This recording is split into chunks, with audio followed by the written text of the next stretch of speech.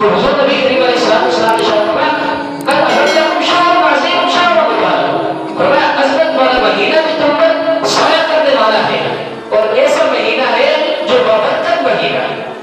برکت والا مہینے کا مطلب کیا ہے کہ یہ ایک ایسا مہینہ ہے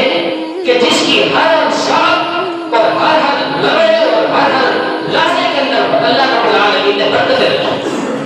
برکت والے مہینے ہونے کا مطلب یہ ہے کہ اس ظرف کے اندر،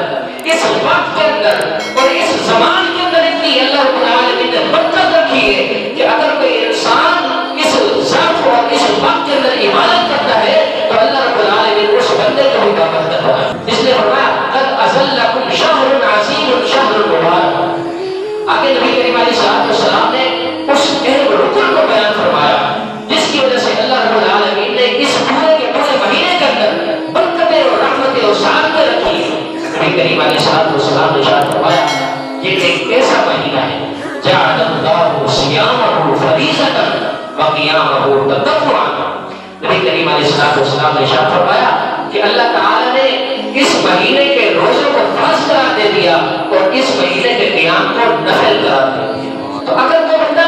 روزہ جن کو رکھتا ہے، رات کو قیام کرتا ہے، یا رسول اللہ صلی اللہ علیہ وسلم اس کا اجر و ثواب کیا ہے؟ نبی کریم علیہ السلام نے ارشاد فرمایا من صام رمضان ایمانا و احتسابا غفر له ما تقدم من ذنبه۔ جو انسان ایمان کی حالت کے اندر اور روزے کو ثواب کی نیت سے من صام ایمانا و احتسابا غفر له ما تقدم من ذنبه، جو انسان ایمان کی حالت کے اندر روزے رکھتا ہے اور ثواب کی نیت سے روزہ رکھتا ہے غفر له ما تقدم من ذنبه، تو اس کے گزشتہ تمام گناہوں کو بخش دیا جاتا ہے۔ یہ دن کے روزے کی شان ہے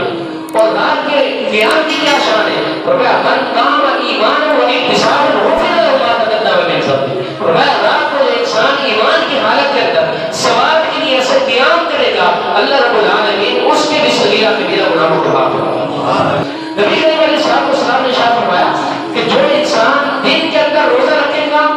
اللہ رب العالمین اس کے بھی گناہ معاف فرما دے گا غفر له ما تقدم من ذنبه، اور فرمایا جو انسان رات کو قیام کرے گا غفر له ما تقدم من ذنبه، اس کے بھی گناہوں کو بخش دیا جائے گا۔ اب بات سمجھنے کی یہ ہے کہ دن کو روزہ رکھنا یہ ہے فرض، رات کو قیام کرنا یہ ہے نفل، لیکن جو فرض ہوتا ہے اس کا ثواب، اس کا اجر نفل سے بڑھ کر ہوتا ہے۔ فرض کا الگ مقام، فرض کی فرضیت